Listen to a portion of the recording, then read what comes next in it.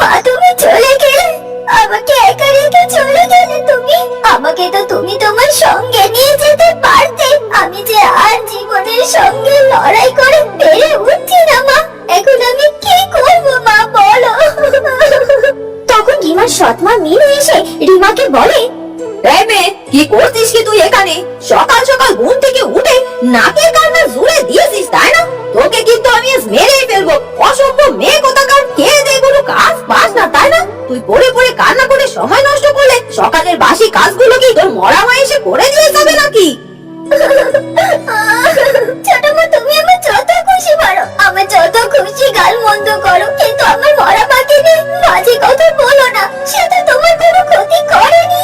তবে রে, তুই আমার মাকে শিখিয়ে দিবি নাকি যে তোকে কি বলে গাল মন্দ করতে হবে? তোর বড্ড বার বেড়েছে না রে? দাঁড়া, তোর বেহায়া পারে আমি বের করছি। এই কথা বলে রিমার সৎমা মিনু রিমাকে আরো বেশি আঘাত করতে থাকে। আর তারপর শোভা ও মিনু সেখান থেকে চলে যায়।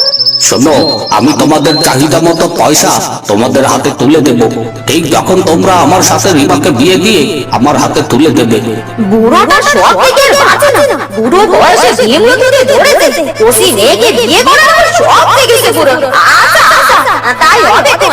আপনি বরং বিয়ের দিনই সব দেনা পাওনা শুকিয়ে দেবেন। তবে বলছিলাম কি, মেয়ের বিয়ে তাতে তো একটা খরচ খরচা আছে আমার, কিন্তু সেই খরচ আমি করবো কোথা থেকে বলুন তো?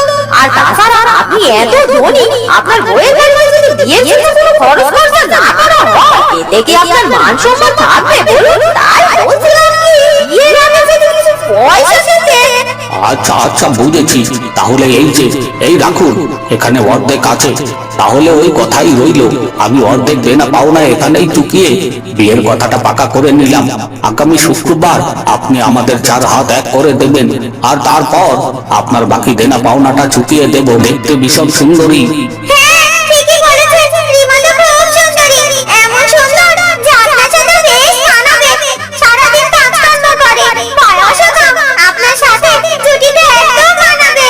ইয়ে মানে, তুমি কি আমায় খোঁচা মেরে কথা বলছো? না না না, তা বলবো কেন? আর তাছাড়া বললেই বা কি? আপনি তো আমার জামাইবাবু হবে না দুদিন পরে। জামাইবাবু, আরে ও জামাইবাবু, আমার পেছনে কিন্তু অনেক খরচাপাতি আছে। আমি আপনার একমাত্র শালী বলে কথা। ও হ্যাঁ হ্যাঁ, তুমি তো আমার শালিকা। উফ, বউয়ের সাথে তোমার মতো একখানা শালিও পেয়ে গেলাম। শালিটাও তো দেখতে বেশ সুন্দর। এই বয়সে আমার যেন খুশির সীমা নেই।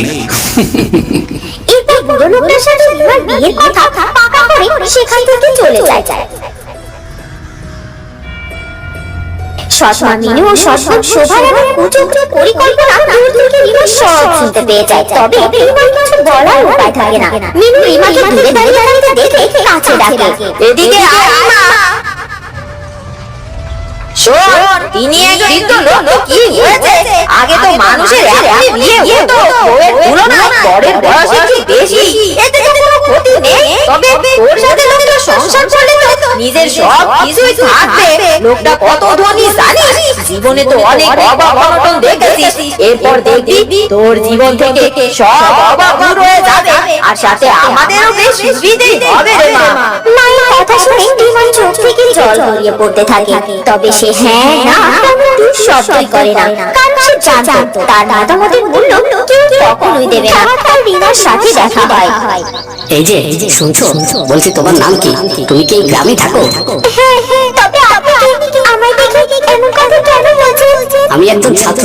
আমি শহর থেকে গ্রামে এসেছি, একটু শিক্ষামূলক কাজ করতে চাই। আমি চাই এমন কিছু করতে যাতে গ্রাম অঞ্চলের মানুষের জীবনযাত্রা বদলে যায়। এই যেমন ধরো বাল্য বিবাহ, শিশু শ্রম ইত্যাদি বিষয়ে গ্রামের মানুষকে সচেতন করে তোলা। ভ্রান্ত ধারণা রয়ে গেছে। আমার মনে হয় শিক্ষিত তরুণদের এই বিষয়ে এগিয়ে আসা উচিত। তুমি কি একটু সাহায্য করতে পারবে? ছেলেটির কথা শুনে রিমা একটু মুচকি হাসে, আর মনের ভেতরে মনে হয় যেন সে একটু আশার আলো দেখতে পাচ্ছে। তারপরে সে মন খারাপ করে শহর থেকে আসা ছেলেটাকে বলে আমি আপনাকে কি করে সাহায্য করব যেখানে আমি নিজেই এসবের ভুক্তভোগী। আচ্ছা তাই নাকি? তবে চলো, তোমার জীবনে পরিবর্তন করা দিয়ে শুরু হোক আমার পথ চলা। বলো, তুমি সবকিছু খুলে বলো আমায়। এরপর রিমা শহর থেকে আসে ছেলেটির কাছে সব কিছু খুলে বলে। রিমা তাকে নিজের দুঃখের কথা বলে। আদি বুঝতে পারে রিমার পরিস্থিতি। তোমার অবস্থা তো দেখছি খুব ভয়ানক। এতে তো তোমার সৎ মা এবং সৎ বোন তোমাকে ছোট থেকেই কাজ করিয়ে মারছে। এটা তো শিশু শ্রম বলা হয়। আর এখন তারা তোমার সাথে বাল্য বিবাহের মতো জঘন্য কাজও করতে চাইছে। তোমার চেয়ে এত বেশি বয়সের একটা লোকের সাথে কিনা তোমায় বিয়ে দিতে যাচ্ছে। আমি থাকতে এমন অন্যায় কাজ কিছুতেই হতে দেব না।